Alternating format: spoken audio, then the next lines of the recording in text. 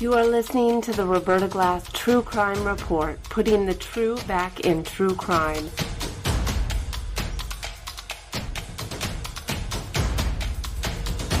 From New York City, Roberta Glass is now on the record.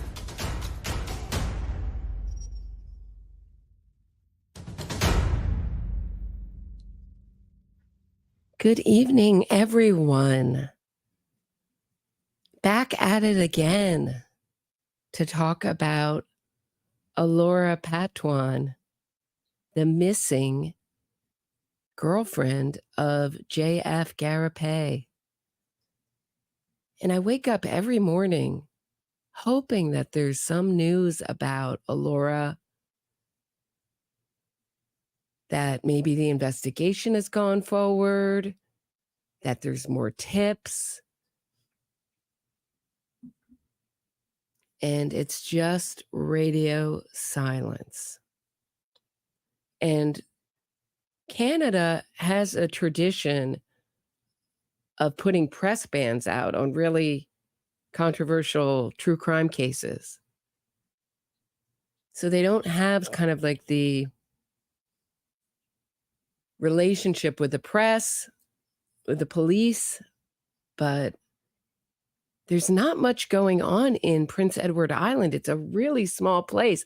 I can't imagine what's going on in Prince Edward Island that's more important than a missing mother of 2 children. So I know people who vacation in that area, and they talk about, like, hilariously, like the news, like what's on the news, like, I don't know, someone caught a big fish, it's really not an area of a lot of famous crime stories. And we don't know if this is a crime. This is just a missing person story right now. But JF's own statements have really concerned me and have concerned other people as well, including my audience. Let's look at some of your comments. So Pat actually says, been aware of JF since the Warski show days and the race realism discussion. Something's definitely off about the guy. No real man talks about insemination like he does. It's obvious he has problems connecting to people, and so the mentally deficient makes sense for him. He knows he can control the relationship. I fear more for his kids than anyone else. And if I had to guess, his wife is unlucky to be alive unless she's in on it. Wow. Yeah, that's what I see too. I see a guy who's his whole reason for being is power and control. And when you look at those court documents surrounding his child back in, I think it's 2015, I want to say 17, around there. And he would not, I think it's like 187 pages. And so much of those court records are his own submissions, typed up, handwritten, mostly typed up, but always signed. And first he wanted them to change the psychologist who was going to evaluate him. And then he changed his mind again. A lot of times they do this just to kind of delay and mess with people and change lawyers, those kind of things, to just kind of gain control over the courts. And I think he thought, I mean, what's obvious from reading all of the court records, not just this one that I've found concerning him, what's really comes through is how much he thinks his super intelligence will win the day for him. And he's like, and I have to give it to him. It is not easy to write up, be your own lawyer. And he did a pretty good job. He did a much better job than the Innocence Clinic that wrote up, in my opinion. It's never been confirmed, but wrote up all these new suspects that let out Adnan Syed. But it didn't, you can't change the truth. And what happened in that custody hearing, go back a couple episodes, we went through it. They were like, we want you to have nothing to do with this kid. You are barred from seeing him, because he kept making remarks like he kept calling his ex-wife the kidnapper and the abductor. And I'm going to, abduct this. I'm going to get this child back into the rightful arms of the correct parent. They were not happy with that. And they thought he was nuts.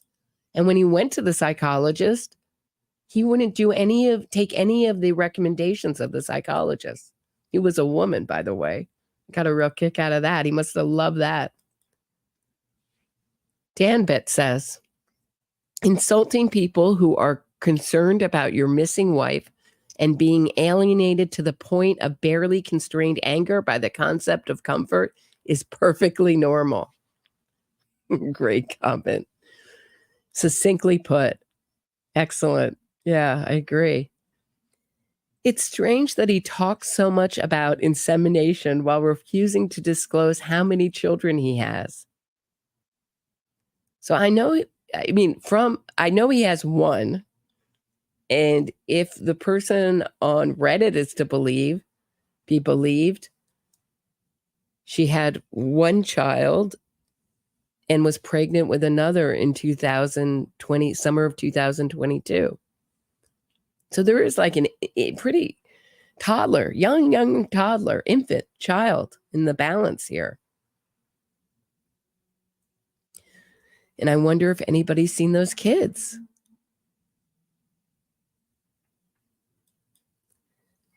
I hate JF, but the majority of Roberta's coverage consists of her just repeating what he says in a bad French accent, which is unsubstantial reporting and obnoxious. That's from Indigo Gingzo 9843. Okay, thank you. Sorry you're not enjoying it. Okay, I thought those were some pretty interesting comments. And I have so much on the docket to discuss. But JF has answered back and has some insults for all us low IQ normies. And I'm going to take a quick break. When we get back, we're going to go through it. That and so much more. Stay tuned. Meet you on the other side of the break. If you are enjoying this episode of my True Crime Report, please hit the thumbs up, subscribe to the channel, and share this episode. Get access to exclusive podcasts and other bonus content by becoming a patron today. If you have a question or comment for me, shoot me a super chat and I'll do my best to answer it and read it on air. Thanks so much. Now back to the show.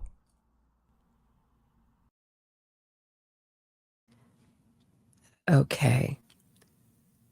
So let's look at JF and his own words on his show.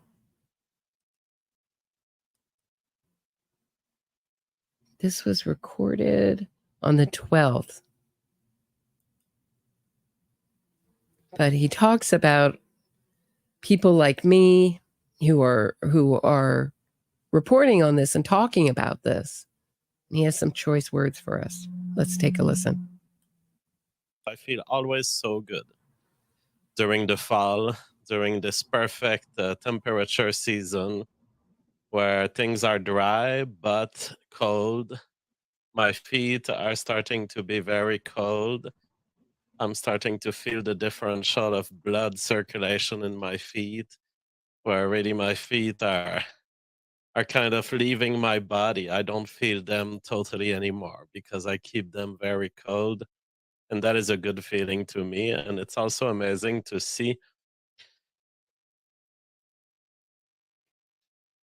that the has-been e-celebs that are interested in my private life, and now the mainstream journalists are sending me interview questions and that kind of crap. They want to do hit pieces on the history of Mama JF.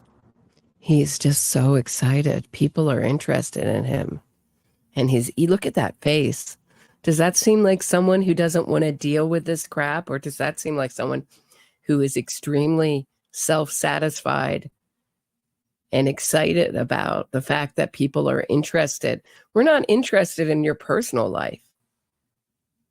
We're interested in a missing mother. That's what we're interested in. And your reaction is bizarre. It's in Chris Watts territory. I don't care what kind of personality makeup you have. It's so far off the spectrum of normal human behavior. And people like JF hate this. But this is really what I have come to learn about life, which is we are not as unique, not as much as we like to think about ourselves as unique and special, we are more alike than we are different. And there is no one so unusual that we haven't seen that kind of behavior from before somewhere. So when he says, like, don't look for the missing mother of my children, our ears perk up. Yeah. We go, what? Because when have you not looked for something that you've lost? The only reason you don't look for something that you've lost is because you either don't care about it, it's replaceable, doesn't bother you, right? Either it's so insignificant, which is really kind of rare, or you know where it is. I mean, I remember when I lost my bank card, or I thought I did. It was actually in my house. I left in my house. But I was like, I went all the way to the store. Do you ever do that? You go all the way to the store and you realize you don't have your wallet or your card. And you're like, I was looking at every crack on the sidewalk all the way back to my apartment. This guy's like, what? She's missing? What? No problem. Don't even look for her, right? Don't even bother looking for her because she's going to be leaving you false traces. Everybody remember? Everyone remember how he told the police that it would be a waste of their time, essentially? That's what he was saying? That she was such a master of disguise? Okay. The story of Mama JF. And yet all of these people are looking for trouble. They're all looking to seed trouble. They're not interested in the safety of Mama JF at all. They are just wanting trouble and wanting to cover trouble. Here's an editor of Newsweek. Hi, I'm a senior reporter with Newsweek working on a story about the missing person report about Mama JF. Would you be willing to answer a few questions about her for the story? And I said, depends on the questions. And she answers, do you have a statement that you've been sharing about her being declared missing? Some people have questioned you on your social media. What would you say to people who doubt your innocence? Okay, what do you think he's going to say, guys? You want to anyone want to guess in the chat? So predictable. It's so unbelievably predictable. If you've been following these streams. But he said we just want trouble. We just care about trouble. Of course, when something abnormal happens, people's ears prick up. What do you expect?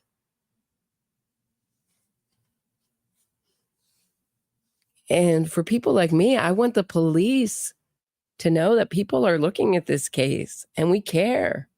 And we want Elora to be found.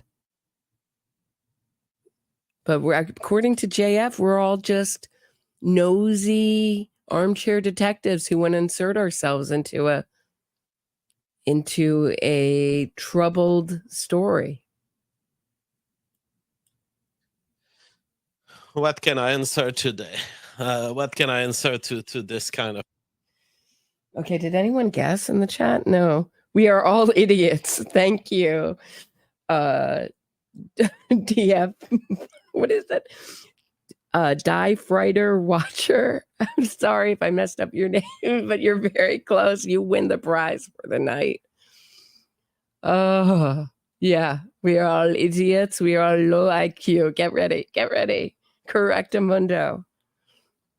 Of crap. I mean, there was another, the Daily Beast reporter who had the Daily Beast reporter who had smeared me back in the right-wing days of the internet. She wants to write a Mama JF story. She did. Weil is her last name. I can't remember her first name right now.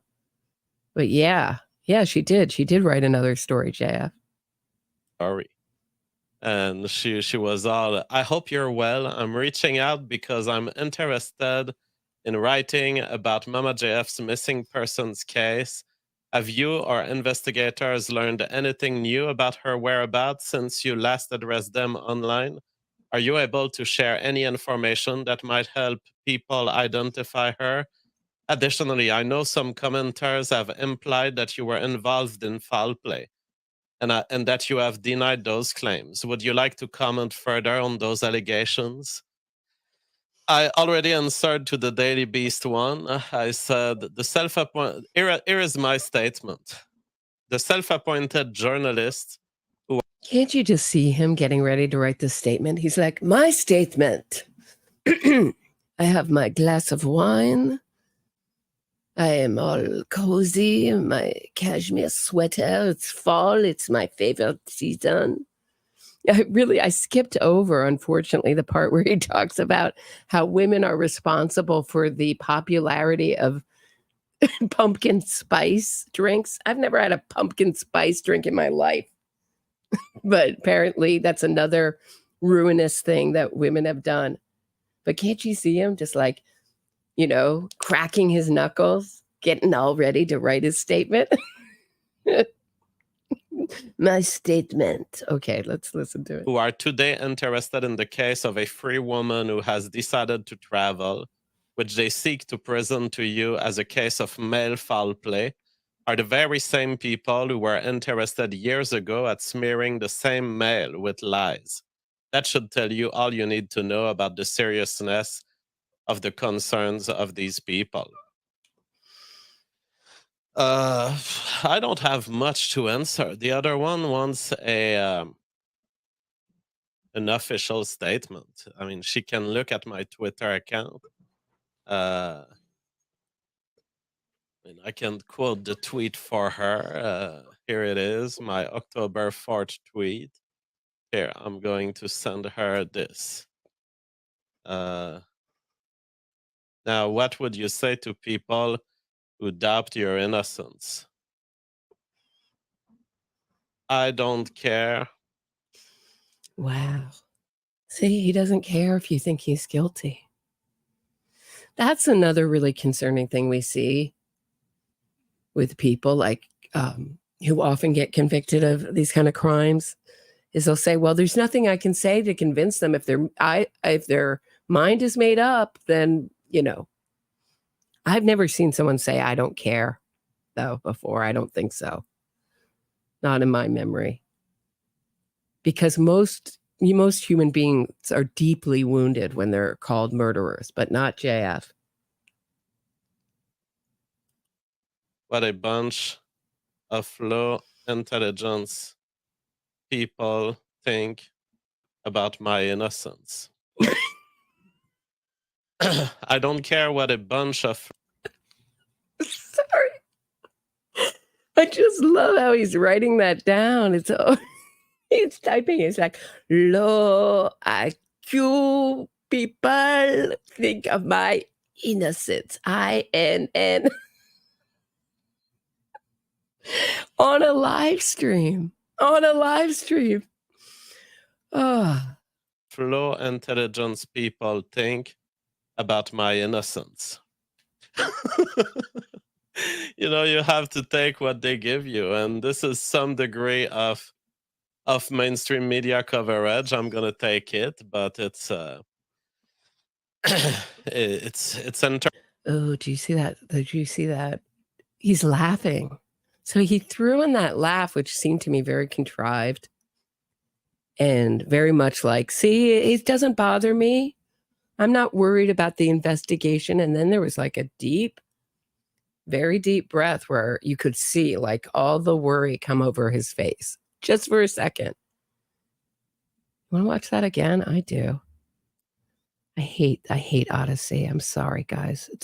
It is the worst to try to go back and forwards on, but I hope I didn't go back too far. Let's see if we can manage this. I just wanted to show you, just watch his face. They give you, and this is some degree of mainstream media coverage. I'm gonna take it, but it's right there. It's interfacing with a part of society that I totally despise, and that I don't care what these idiots are thinking about their theories and everything. What you think is irrelevant. You guys have no clue what you're talking about. All these journalists, they all work on public information. I've laid it out in interviews, so if they want to follow through with the interviews, they will know the truth. But look, JF, I've watched all of your interviews. All of them, more than once. I've dissected them like a surgeon. I've watched your statement to your fans. So I'm only not low IQ if I believe you, right? I'm only intelligent and not a normie and all those things if I join in on your ridiculous story that your wife, quote unquote, went out. First, she went out into the wilderness and didn't want to be found. Then it got changed a little bit till she went out to the wilderness, told you she would stay in touch, and then made a new plan, even though she's not the type to make plans, 2 days later, and decided to go to get rid of her cell phone and go totally no contact. And first she was supposed to be going full survivalist out in the wilderness. And then it changed a little bit on the Crucible. You said that she's going to be doing kind of urban hiking and that she's going to be with people.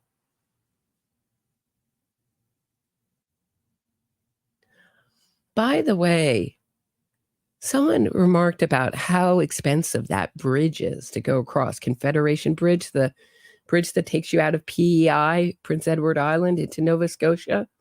It's $47 Canadian for a car. And even if she took the shuttle, it would be $450, which is a lot better than $47 Canadian, just one way. That's crazy, right? I don't know if the toll goes both ways or just one toll. I assume one toll. But that's outrageous. And no one ever asked him, right, how much money she had on her when she left, if any. She doesn't want her cell phone. I can't imagine she'd want a lot of money on her, right? It's crazy. It's like at some point I can't do more than I've already done. And I'm moving on personally from this subject, but I just wanted to update you guys about this. It's what you have to deal with when there's all these people who are on your case. You know, Kelly Whale, this is the one who lied about me in 2017. She wants to keep lying about me. She's lying about you by using available court records, because he also says the court lies and the lawyers lies. Everybody lies but JF.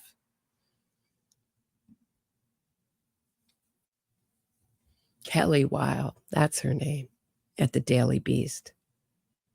He's like, unfortunately, this is what happens when, everybody's had this in their life. Their baby mama just went missing. She just went out into the wilderness. I mean, who hasn't had that happen to them? This is just one of those times when you can expect people to nose into your business, right, guys? Right, guys? So absurd. Whoops, sorry. And so I have nothing but insults to send to these people. I despise them, and I will use them to the extent that I can gain coverage from it. But other than this, these people cannot help this search anyway because they don't know anything. Gray says, I like true crime too, but these people have clearly done no investigation into what. He's absolutely right. I'm not privy to the investigation, and I don't think you are either, JF, despite what you say. But what we can do is keep eyes on this story. That's incredibly important when someone's missing. So basically, he's saying he's trying to discourage people from reporting on it. What person does that with someone they love? When have you heard, like, I don't, it was, I'm thinking of, oh gosh, is it Peterson who put, it's not Michael, Lacey Peterson, her killer, who's like, yeah, I don't want much publicity around this. He didn't want to do interviews, right? Remember that? Yeah, you're not in good company, JF, is what I'm saying. Here, your attitude and your behavior. What Mama JF was like. Exactly. It's like, if you want to be serious about understanding this story, the first thing you would have to do is go back and see my currently live available collection of videos. Not watch little clips that people are taking out of context here and there. Watch the actual show for years. And it's all there, publicly available. So it's like, what else?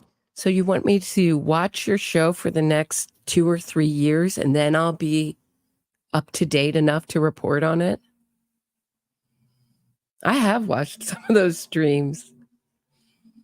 And it's amazing how similar they all are. Could I tell you in an email that's going to help you if you can't help yourself?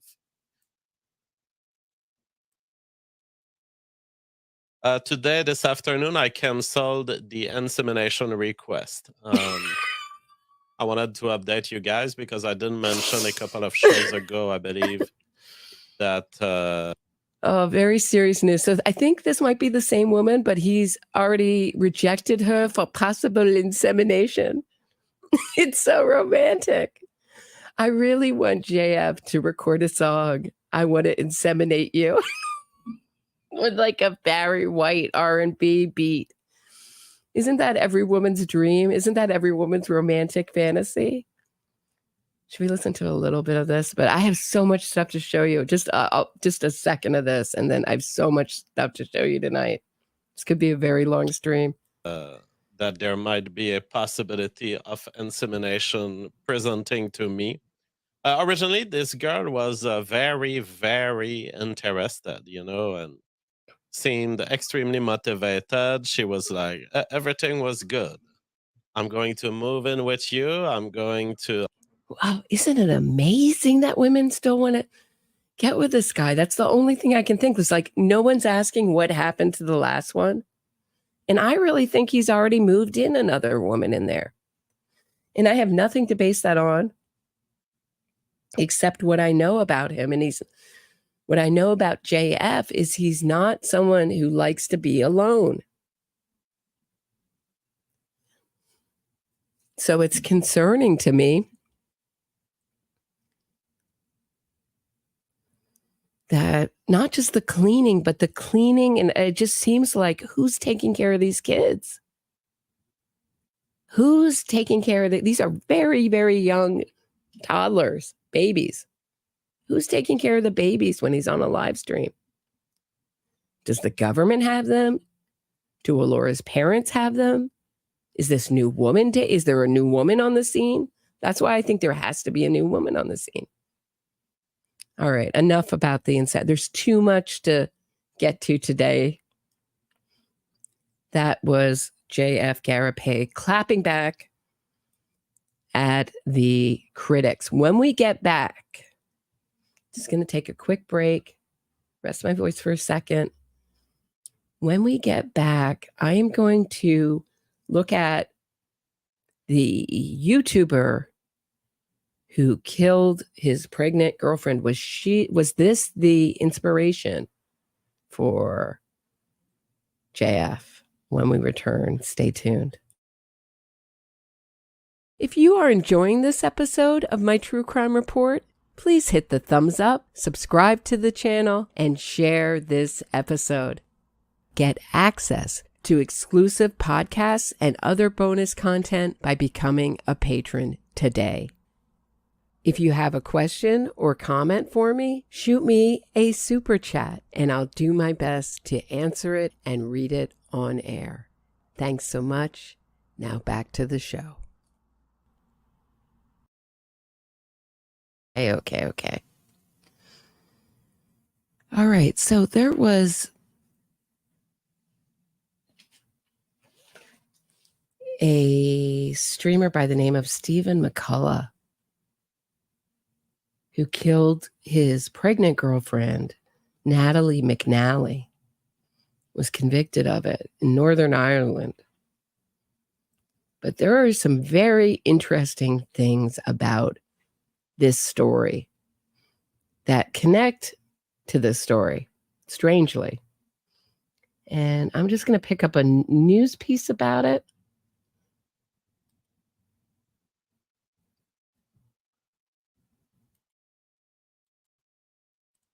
Of course, I'm all the way on the bottom. Sorry, guys. Court told. Oh, my Lord. I'm sorry, guys. I just moved us all the way to the back. Now all the way to the front. Good. Okay. Court told. Here we go. Stephen McCullough planned Natalie McNally's murder after finding WhatsApp from X. So what this guy did was he made a fake stream, a fake live stream, which he taped on, I think, the 13th or 14th of December. And he played it on the 19th during the time that he was killing Natalie McNally, his pregnant girlfriend. And it was a 6-hour stream. And that was his alibi. So he made an electronic trace for himself so he would not be an alibi. But that's not the only comparison here. The partner of Natalie McNally allegedly planned and carried out her murder after discovering communication with an ex-boyfriend, the High Court heard today. Prosecutors claimed Stephen McCullough killed the 32-year-old who was 15 weeks pregnant with his child in a cold and clinical plot which involved staging an online gaming stream to manufacture an alibi. He also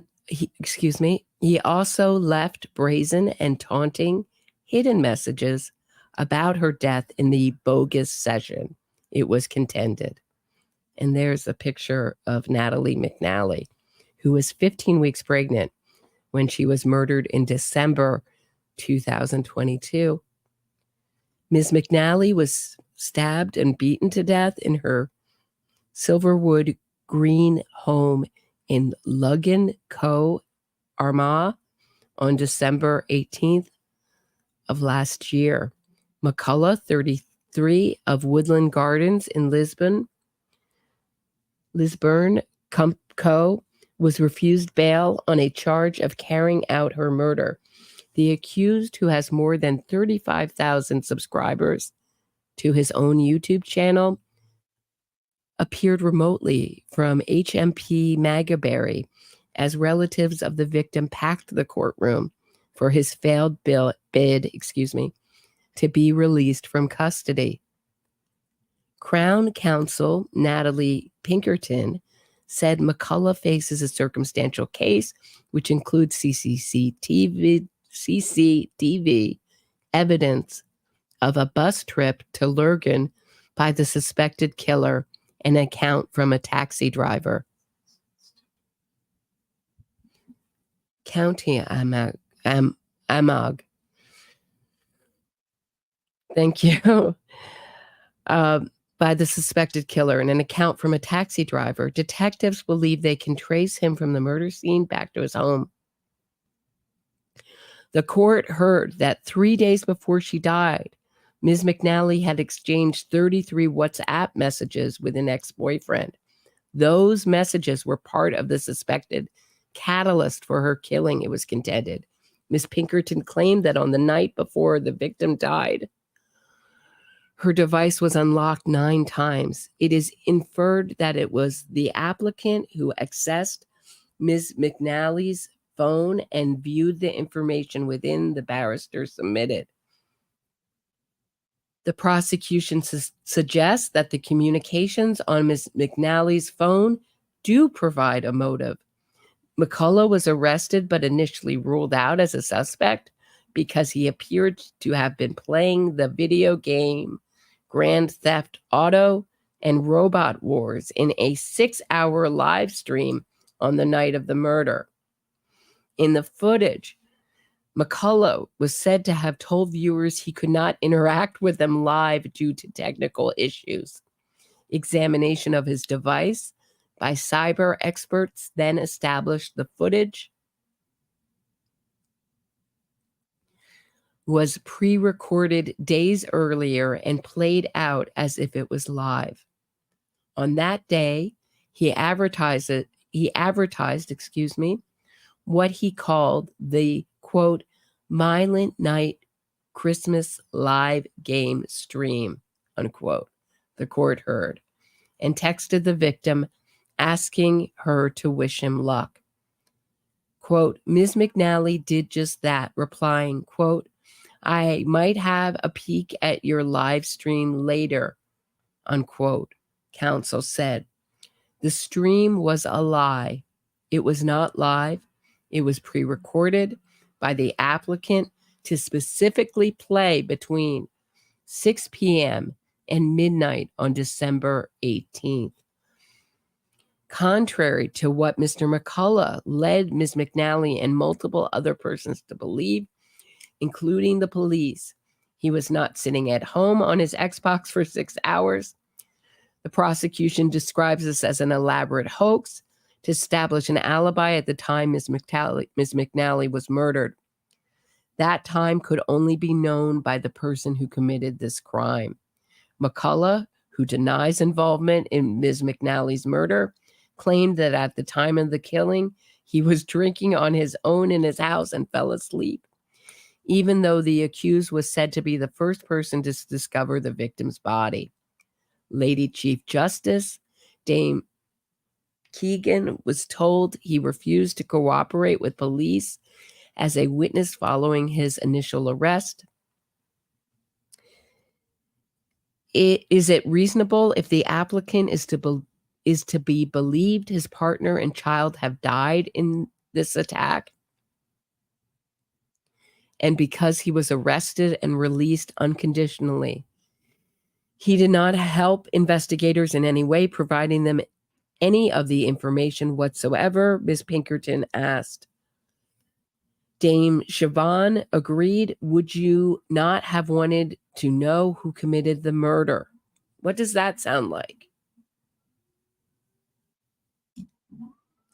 During the hearing, it also emerged during the hearing that the pre-recorded video was deleted from McCulley's computer just 5 minutes after the purported live broadcast finished. It is notable that Mr. McCullough decided to fake stream a video he specifically named Violent Night on what was ultimately an extremely violent night prosecution counsel submitted. Miss Pinkerton highlighted a side mission within the violent Grand Theft Auto game involved the player murdering a woman by hitting her with a car and making it look like an accident. Disputing defense suggestions that it was a tragic coincidence, she contended, quote, "It is the very detail contained in this recording that illustrates the cold and clinical way in which the prosecution says Mr. McCullough planned this crime. The detail of this video is chilling. With McCullough have allegedly promised Ms. McNally he would stay off alcohol due to her pregnancy at the start of the stream. He stated he was going to have a drink, adding that it would be more fun to get blank-faced. He then made repeated references to the time being at home and broadcasting live, but unable to interact with any viewers because his computer was so old, the court heard. Dame Siobhan told police have established that Ms. McNally was murdered sometime between 8:52 p.m. and 9:31 p.m., with neighbors hearing a scream at around 9 p.m. Oh, it's so awful. It was claimed that McCullough needlessly chose to play the side mission at that specific time. When Ms. McNally's killer was in her home, the applicant says in the video, "I need to kill this bee.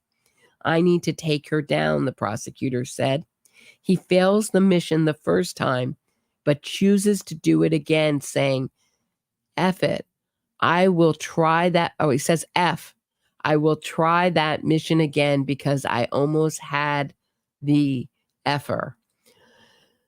Ms. Pinkerton insisted, given the nuanced planning of this offense, the cunning and calculated nature of the evidence, it's entirely deliberate. Within the relevant time, McCullough says, "That's physics. That's what would happen in the real world," quote unquote. He pauses and said, "Absolute, absa effin' Natalie," with a smirk. Then says, "In a world of cockroaches, be a spider," quote unquote. Only the applicant can know what the final part of that means, but the prosecution suggests mentioning Ms. McNally's name is the applicant's brazenly taunting and leaving hidden messages behind.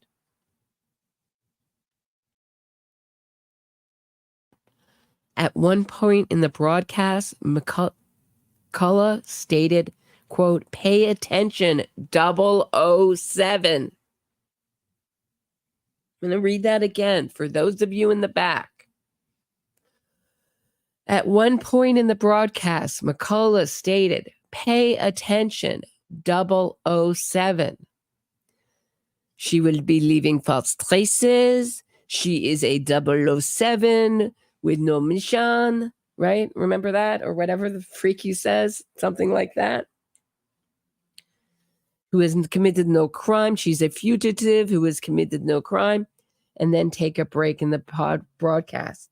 Ms. Pinkerton said, "In this break only, during the time the killer is in Ms. McNally's home, the screen is replaced momentarily with a promotional photo for a James Bond film with the words, quote, 'No time to die.' When the applicant returns from his break, he tells viewers he's made a terrible error, and for some reason the photo came up unintentionally.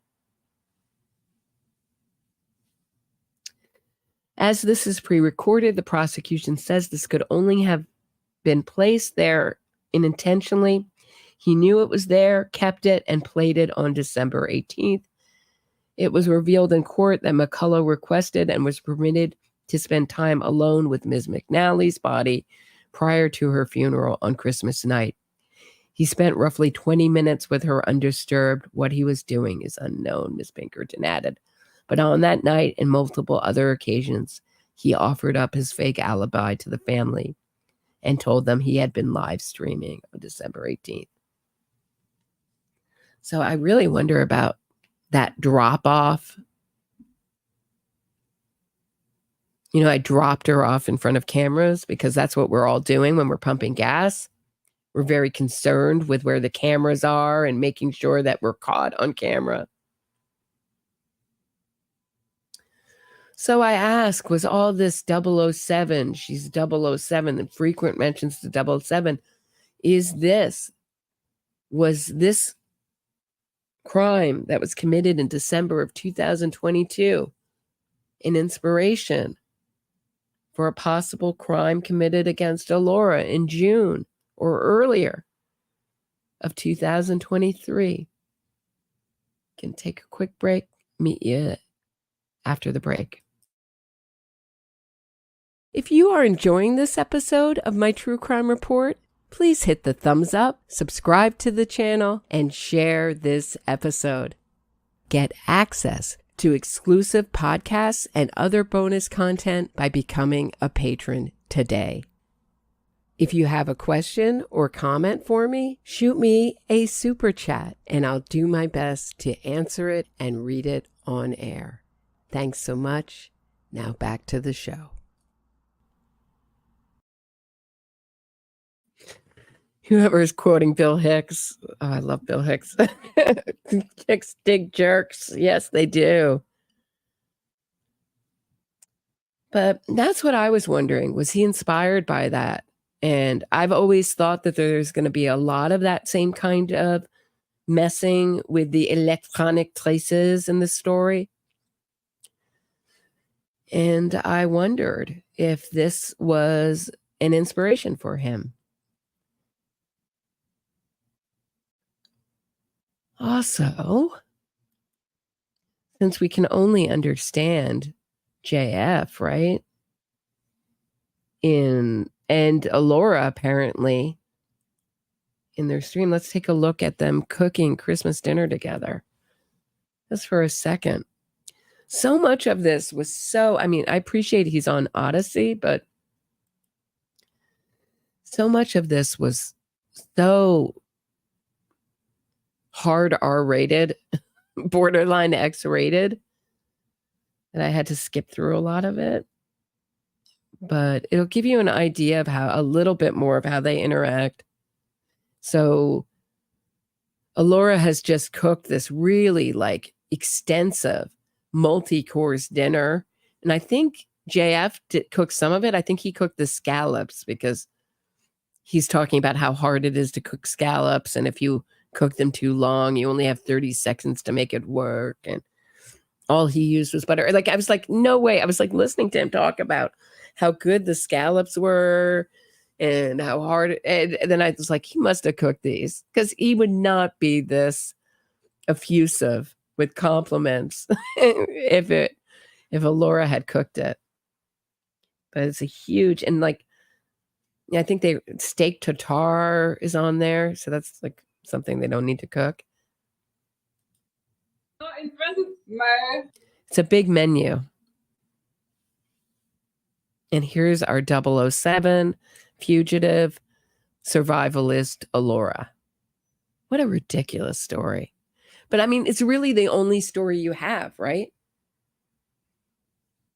For why you didn't call the police. But to say, Elora seems to be an incredibly social person. And he says that she's going to be with people in urban settings, but yet nobody says she's with me. Nobody's seen her. The bus driver and the shuttle, right? Not a word. I get that not everyone's going to call it in or realize that she's missing, but no one in that small area. One more time, I hate to repeat myself, but this is not an area where a lot of exciting things happen. I'm not saying this is exciting or tragic. Man, what do you want, man? Yes, I was mad at her. I was trying to disrespect her, and I called her mother. All right. Well, Mama JF, this aspect is the star of the night. Yeah. You have really surpassed yourself. Oh it's worth the trouble. I am stunned because I would have thought at best it can be like a terrine or like a pate, but not as good. No, it's totally beyond It's beyond. terrine and pate. It is absolutely special. Now, Look at Elora's face. Look how skeptical she looks of all those compliments and uncomfortable and a little bit resentful. Odd. Like she knows how she's treated. She's supposed to be pregnant here, by the way. wow.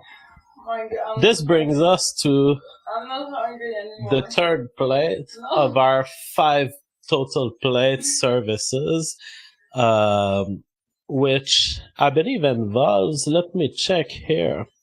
I believe we're talking mostly about birds, right? Yeah, okay. But how can I bring that duck? We didn't discuss this before. We sorry, didn't Rob. discuss We it. didn't discuss it. So how about you take the duck, you put it on Scott towels so that it doesn't drip Oh. broth, and then you put it on my big wooden plate, which you have washed, because I see it there, it's not washed. So wash the wooden plate, put the duck on it, put the Cornish hen on it with the stuff. So this would be around December 2019, I believe. Mama JF meat trifecta, and we're going to be eating birds. Why? What do you think about this? Why? Why? Because eating birds is the way of the future, lady. No, I'm not hungry anymore. It's not about being hungry. We're not eating for our own stomachs. We're eating for them. The plebs of the regular chat. Poor people across the world just joined together for the birth of Jesus Christ. No.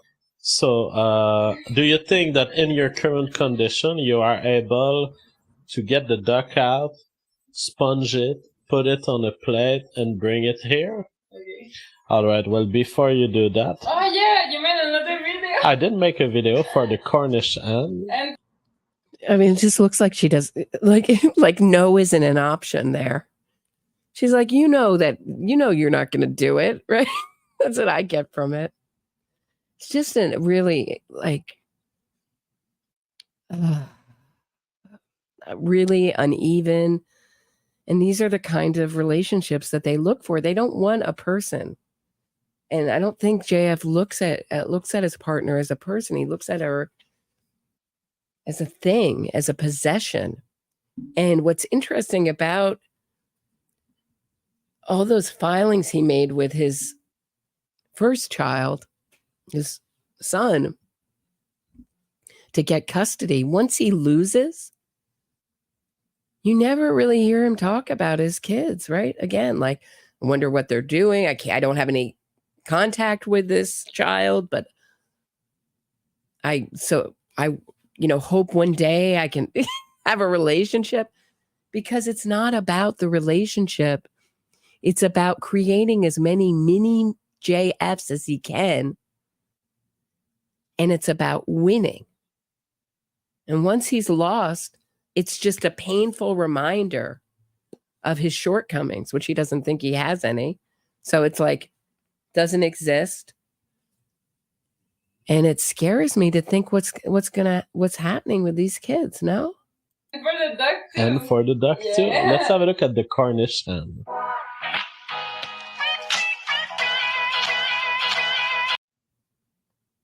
All right, this music is just like a serious drag for me.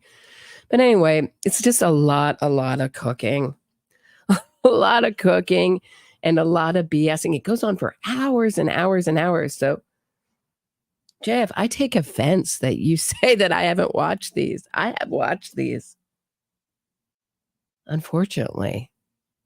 And it's just like, you know what it's like? It's like when you're stuck next to someone in a restaurant, the next table, who's talking endlessly about nothing. That's what it feels like for me. I'm glad they're enjoying their Christmas dinner. I like to cook myself. And who doesn't like to eat? but come on, not aspect. That's freaking gross. But so that's what I have on the agenda for today. I think I'll save maybe the few other things I have for another time. And I'll see you back here really, really soon. Have a great night, everybody.